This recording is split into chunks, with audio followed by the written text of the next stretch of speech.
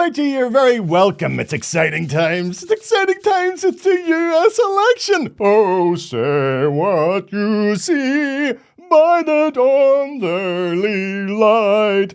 What so proudly we hailed at the twilight last gleaming. I have no idea what that means. Who knows what that means? I don't think they know what it means, but I thought I'd give it a wee rendition because if the Donald wins, there's every chance that'll get changed right away. Nice. So, and I was thinking about this. This is the one, possibly only opportunity that we here in Northern Ireland get the opportunity to feel superior about our politicians. For while our crowd are a bunch of inbred mouth-breathing idiots, compared to the likes of Donald Trump, they appear like geniuses. Now, the romantic idea in the USA has always been that any American could become president. And that remains true, so long as that person is able to raise around $5 billion. We know this as the campaign costs for the 2020 election amounted to $11 billion. And most predict that will now raise with this election. Now, a man who's no stranger to spending other people's money is ex-President Donald Trump. Born with a diamond spoon in his mouth, he was left $413 million by his late father. And while Trump has always promoted himself as the great deal maker, in reality, if he'd just taken that money and put it in a Northern savings account in a bank, he would have more today than he actually has. But Donald's ego was never going to allow him to do that. No. Instead, he built his gaudy golden skyscraper, Trump Tower, in Manhattan. And he's never filed for bankruptcy himself. Have to be fair about this. Donald's never been bankrupt himself. He has owned six businesses which have gone bankrupt between 1991 and 2009. One of them was even a casino. How can you bankrupt yourself with a casino? People are giving you money.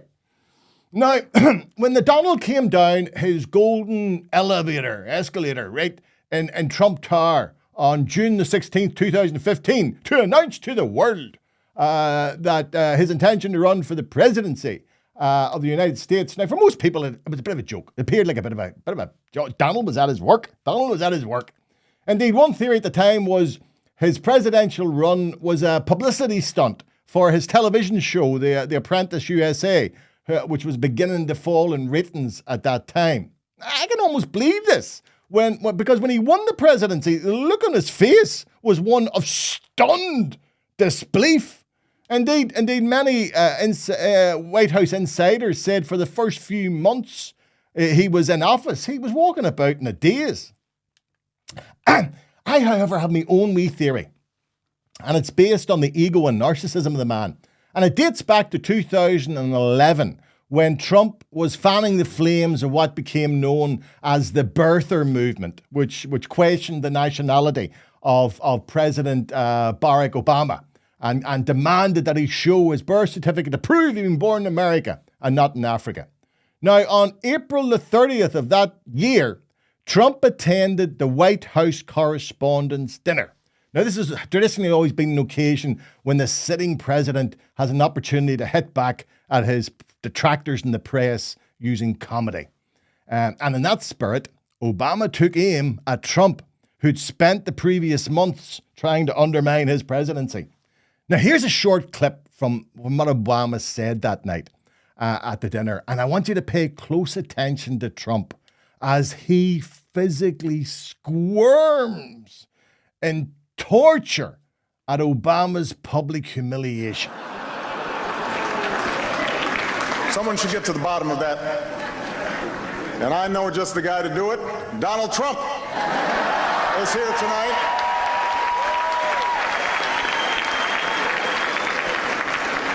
Now, I know that he's taken some flack lately. But no one is happier, no one is prouder to put this birth certificate matter to rest than the Donald. And that's because he can finally get back to focusing on the issues that matter. Like, did we fake the moon landing? What really happened in Roswell? And where are Biggie and Tupac?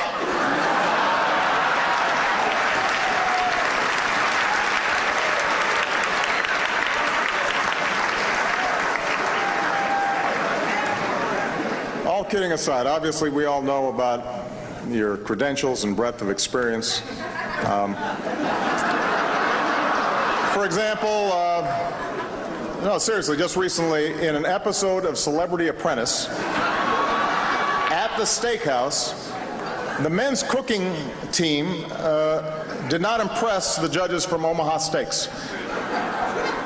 And there was a lot of blame to go around, but you, Mr. Trump, recognized that the real problem was a lack of leadership. And so ultimately you didn't blame Little John or Meatloaf. You fired Gary Busey. And these are the kind of decisions that would keep me up at night.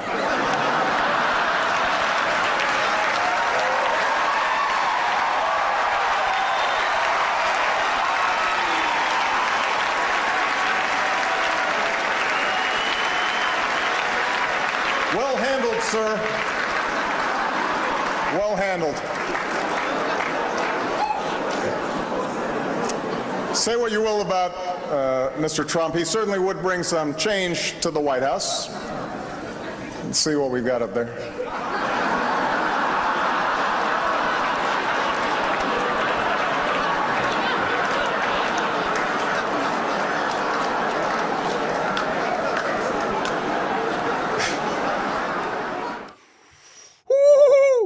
Now, for a narcissistic sociopath such as Trump, this, I believe, was the moment he decided he'd get revenge on all those sitting around him mocking him.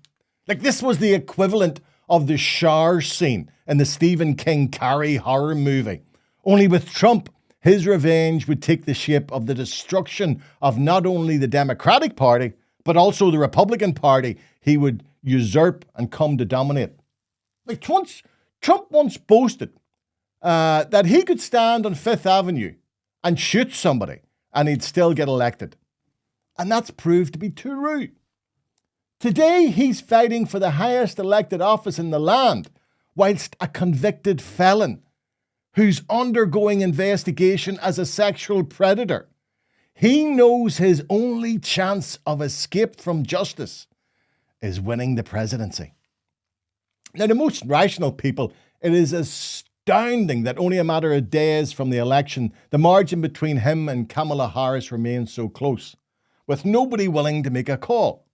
Now, I'd argue Trump's success is due to his what I'd call Disneyfication of American politics, as I've demonstrated with my little Trump dummy up there. And he just loves Mickey Mouse, doesn't he? He just loves Mickey Mouse. Indeed, so much fear now stalks the corridors of power in the USA that for the first time in decades, the Washington Post refused to endorse Democratic candidate Kamala Harris. That's not surprising, as the paper was purchased by Amazon owner Jeff Bezos, who, like fellow multi-billionaire Elon Musk, are terrified of crossing Trump, who makes no secret of his intention to get back at his enemies once he's in the White House. Now, Musk's toadying support of Trump is based on his fear of losing out on massive governmental subsidies needed for him to continue his pet rocket hobby. Musk has even gone so far as to hand out $1 million checks to promote Republican voters to register in election swing states. But even $1 million checks or millions spent on canvassing and focus groups can be undermined by one wrong word or trip up by a candidate. Seemingly small mistakes can prove catastrophic and destroy a presidential campaign in a second. You need only look back to the disastrous debate between Trump and Biden for proof of that reality. Not that Biden's debate disaster was the first time a presidential hopeful came a cropper in front of the television cameras. The first ever televised presidential debate, which took place between Richard Nixon and John F. Kennedy in 1960, was another example of the destructive power of a bad debate performance.